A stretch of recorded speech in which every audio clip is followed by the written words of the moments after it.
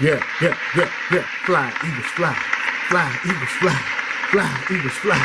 Fly, Eagles, fly. Let's go. Let's go. Eagles with another win in the books. I'm glad. I was worried because the Chicago Bears defense is nothing to play with. They are nothing to play with. But I also had some hope because one thing about the Chicago Bears is their defense is awesome, but their offense is terrible. I mean, awful. But defensively, they've been exposed, man. They got exposed earlier this season, and they haven't been the same since. People just been running over them pretty much. They started off the season extra good and stopping everything, and then it's like to week 4, they just been downhill from there. And I had to sacrifice my fantasy football for that because I do have the Chicago Bears defense, but you was playing against my Eagles, so I didn't mind losing in my fantasy football if it meant the Eagles winning that game. Forget all that. Give me the win for the Eagles before anything. Before anything. Anything. And it wasn't the greatest of games, but we got the win. I don't care for it to be pretty. It didn't have to be 1,000,000 yards passing, 1,000,000 yards running. Who cares? Who cares? Trubisky was 10 for 21, no touchdowns, 125 yards. Chicago Bears. I don't know where y'all money went, but y'all need to find a surplus package for another quarterback, man. I feel bad for y'all. I feel like the defense kind of quitting because they probably feel like we doing all this stopping. We not going to put up no points anyway, so what does it matter? But I lost in fantasy football, but long as the Eagles win, my football weekend is excellent, period. And the Ravens, I don't know what happened with the Ravens, but they sure knocked off the New England Patriots. They were undefeated. Lamar Jackson came through and killed that. That is an amazing, amazing night. Sunday Night Football. He did it on a big stage, too. I like Lamar Jackson. I like him. I like him a lot. He's not scared of the moment. He came through, shut down Tom Brady, and they won. I love greatness. I don't mind seeing Tom Brady win 17,000 Super Bowls, but I'm not going to lie. It would be nice to see somebody other than the Patriots in the Super Bowl at least this year or next year. I've been seeing the Patriots in the Super Bowl for the past 10 years, and like I say, I can't knock greatness. When your organization is that great from top to bottom, you can't do nothing but respect it. But I want to see some fresh blood in the Super Bowl, man. I want to see a competitive Super Bowl where it's like when the Warriors was going to the NBA Finals, it's the same thing when the Patriots go to the Super Bowl. It's kind of like the Patriots going to win. I don't like that. I want to go into a Super Bowl game not knowing, not having a feeling, just being surprised a little bit, just a little bit. But as far as the NFL goes, that's the only game I really watched and cared about. It was another game I had watched earlier that day. I forgot. I want to say the Chiefs versus the Vikings. I think I watched that too. Yeah, Williams had broke for a long touchdown. I had just turned it on that game. Williams had broke. Because I wasn't really paying attention. I was recording material and content for my other channel. So I was in and out of games. They wasn't showing my Eagles game on TV. Wasn't showing it on the NFL app. So I just look, I don't even care to watch nothing. I kept up with the scores through Google. Saw my team was winning 19-0 in the third quarter. Once I seen a 19-0 in the third quarter against the Bears, I knew they wasn't going to score 19 points in the fourth quarter. So it was pretty much coasting. And then my friend called me on the phone and was telling me what was going on. He wanted the Vikings to lose because he's a Saints fan, and what happened with the Saints and the Vikings. He'll never get over that. But, yeah, He was watching that. He was excited that the Chiefs won. But that's pretty much it for the NFL. NBA talk. Houston Rockets. What was that? The Miami Heat put a whipping on y'all. I mean, they just whipped y'all from beginning to end.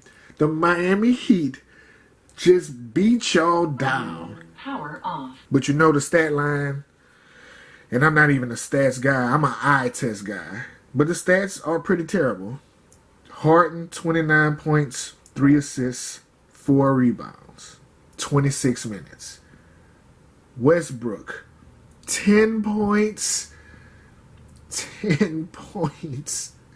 You got 6 assists, 10 points. You couldn't get 20? You couldn't just get 15? You couldn't even get 15?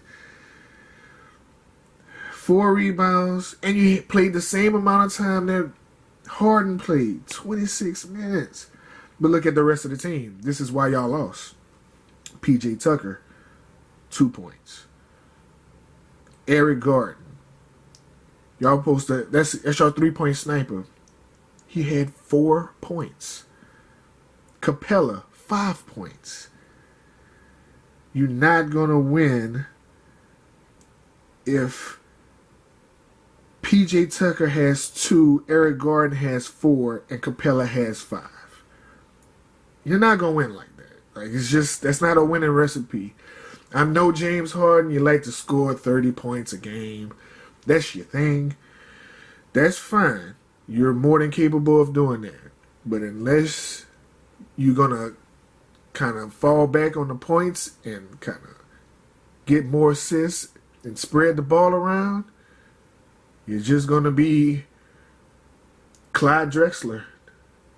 Like, you're going to be Charles Barkley. You're going to be that great player that everybody knows. They know his stats. You're going to be Allen Iverson. Like, you're going to be that player that everybody knows has great stats. It looks good individually, but nobody cares if you ain't got no rings.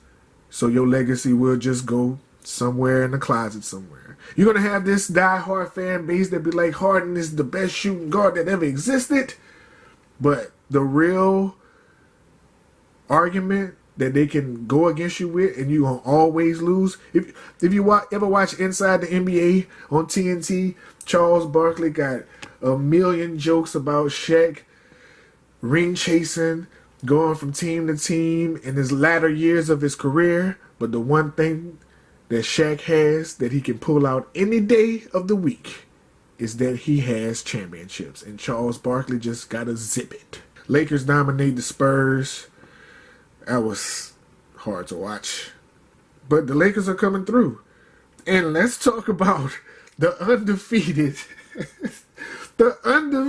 Philadelphia 76ers. Who would have thought of all teams that would be undefeated right now in the NBA, it would be the Philadelphia 76ers, bro. Holy shit.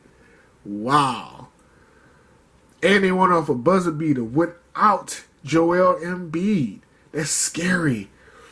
Damian Lillard was pulling up from the half-court line when he wanted to, and he still lost to this team, man.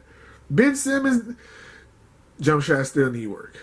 Which I knew that because I played basketball at a high level, not the NBA, but I've played in college. And the one thing I've learned and noticed as I played, if you're not a shooter, you can learn how to become a shooter, but you can't be a specialty player.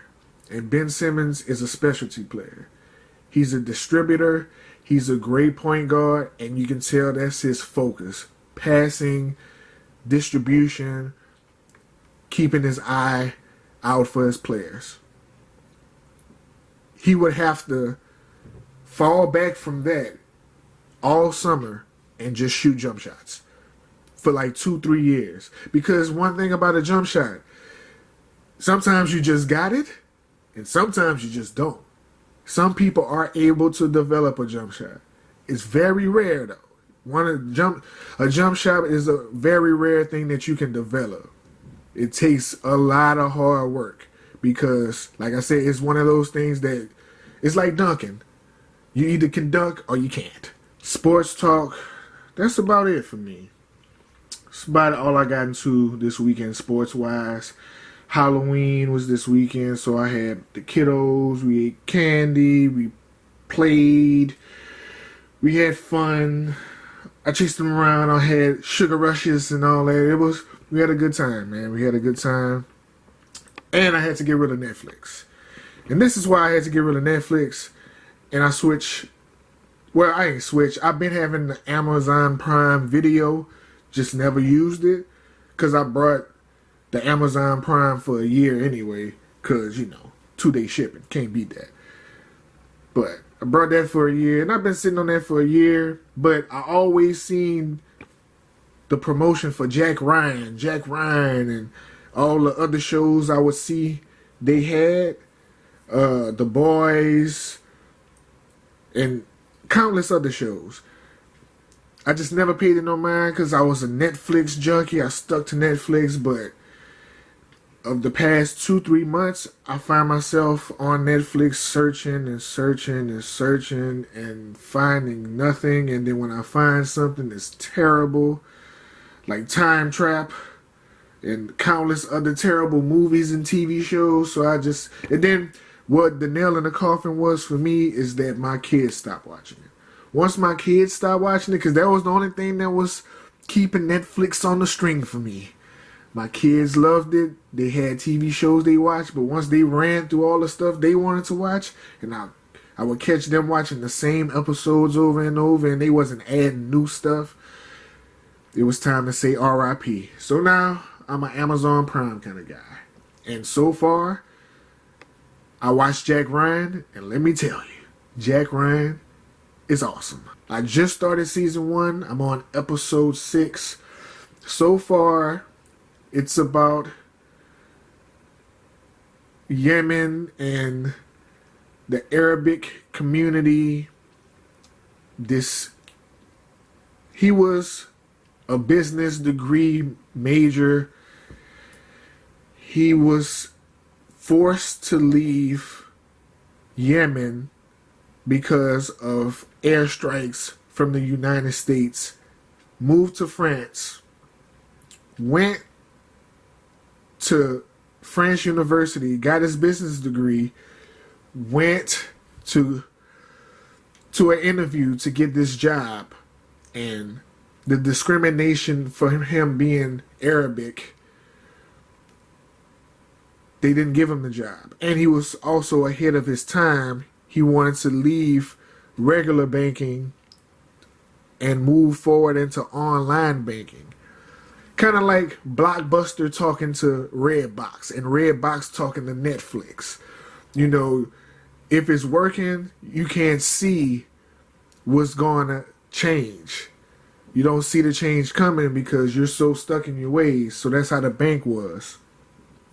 I'm not even speaking on Jack Ryan now. I'm speaking on what became of the villain of this. They're humanizing him. Like, he tried. He was forced to leave his home, go to France, succeeded, graduated, and still couldn't succeed in life because of discrimination and prejudice. So that built an anger inside of him. And what was the last straw was he goes to see his little brother. His little brother's in the streets. He got a gun. He's like, what you get the gun for? And blah, blah, blah. So they go on a park bench. They're talking.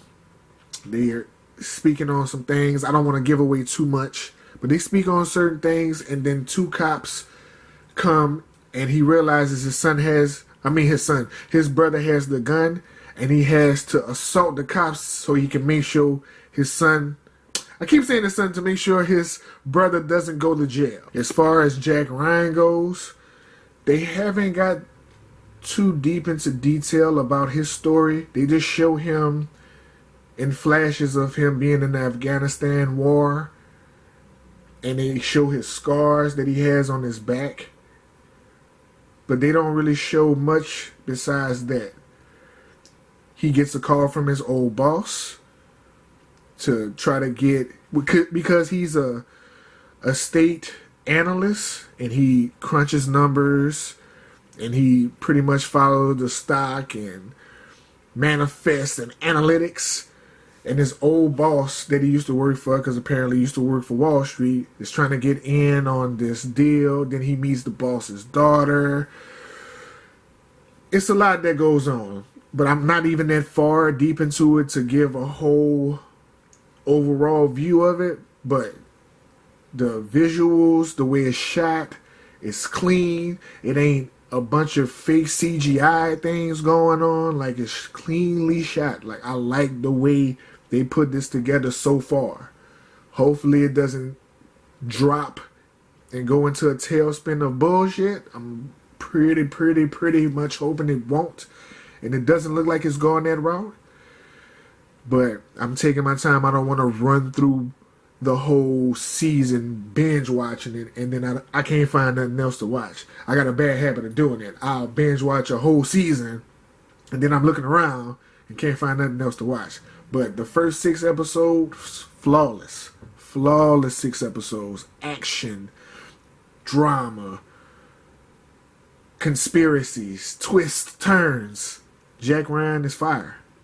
Jack Ryan is fire. But that's about it. That was my weekend, man. That was my weekend pretty much. Had Halloween time with my kids. I watched some football. I watched some NBA. I recorded some reaction videos. Got some content going. Y'all know how I'm dropping. If you follow the other Fish Out of the Water series, you know I will drop at least 100 to 120 videos a week. So, you know, countless reactions and reviews are on the way. I appreciate y'all listening. I see my subscribers are growing on this channel. The numbers are going up on views. Not significantly, but it'll get there. This is new for me. I'm still figuring this podcast thing out. But y'all know, once I get in the groove of things, it'll be more and better content. But I appreciate y'all listening, period. Until next time, peace.